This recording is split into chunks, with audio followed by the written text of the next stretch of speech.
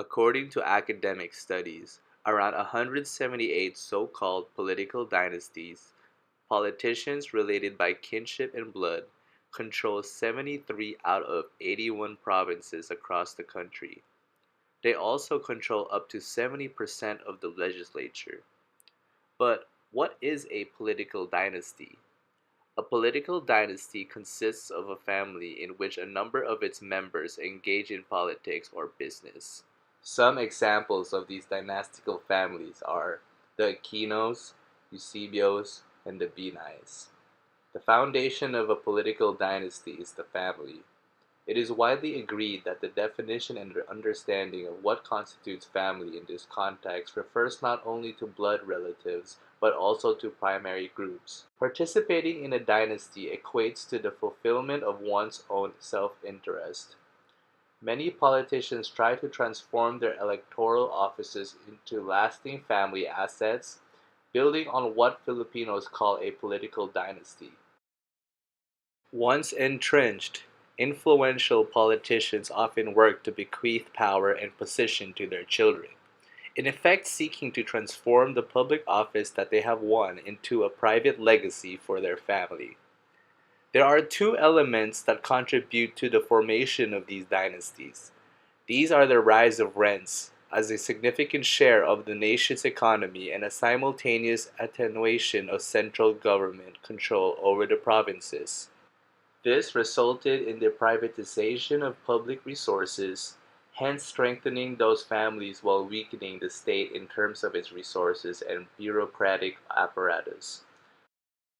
This situation allowed these dynastic families to use patronage politics to bolster themselves. Historically, this can be traced back to the American colonial regime. This resulted in the emergence and establishment of small-town bosses, provincial warlords, and authoritarian presidents.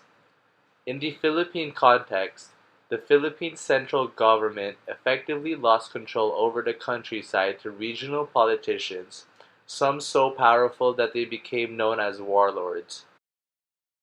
But really, what is the major issue in political dynasties? The persistence of political dynasties in the Philippines is acknowledged as bringing adverse effects on the country, including the perpetuation of poverty and underdevelopment, the propagation of political and socio-economic inequality, and the prevalence of massive corruption. These dynasties make the rich richer and the poor poorer. Political dynasties also perpetuated political inequality, reinforces the unequal distribution of political power, thereby producing a type of low-level democratic equilibrium where mutually reinforcing forces of weakened democratic institutions led to poor economic outcomes and vice versa. Massive corruption as well as socio-economic and political inequalities stem from the establishment of political clans.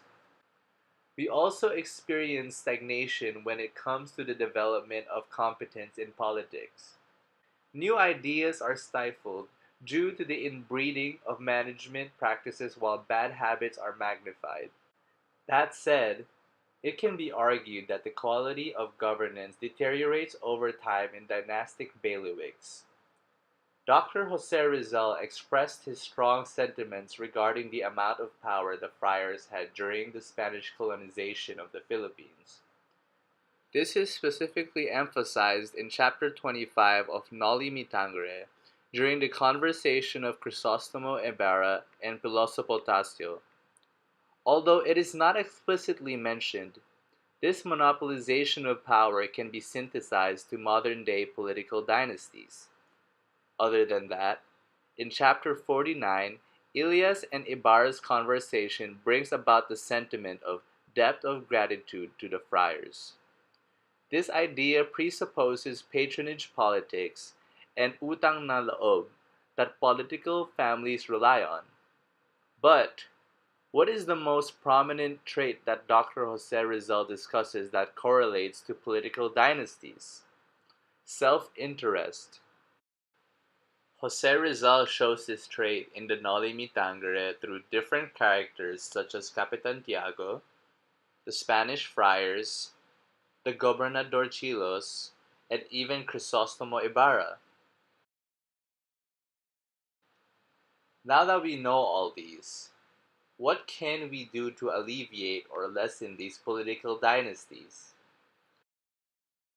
One way to alleviate it is through patriotism, to put the good of the country, our fellow countrymen, over our own self-interest and wants. This entails sacrifice of personal interests for the sake of the country. The persistence of these dynasties cripples and corrupts the government from being able to govern fairly, harming the country in the long run. Another way to alleviate political dynasty is to prevent being selfish. Not supporting candidates or political dynasties simply because of favors, example, vote buying, but out of knowledge you know that these potential candidates can bring benefit to our society. Another would be going against ignorance, which is not voting and supporting candidates on a superficial basis, such as familiar name and gimmicks, but rather choosing the ones who have the character and competency to make a positive difference for the country. This is done through research, fact checking, and background checks on candidates.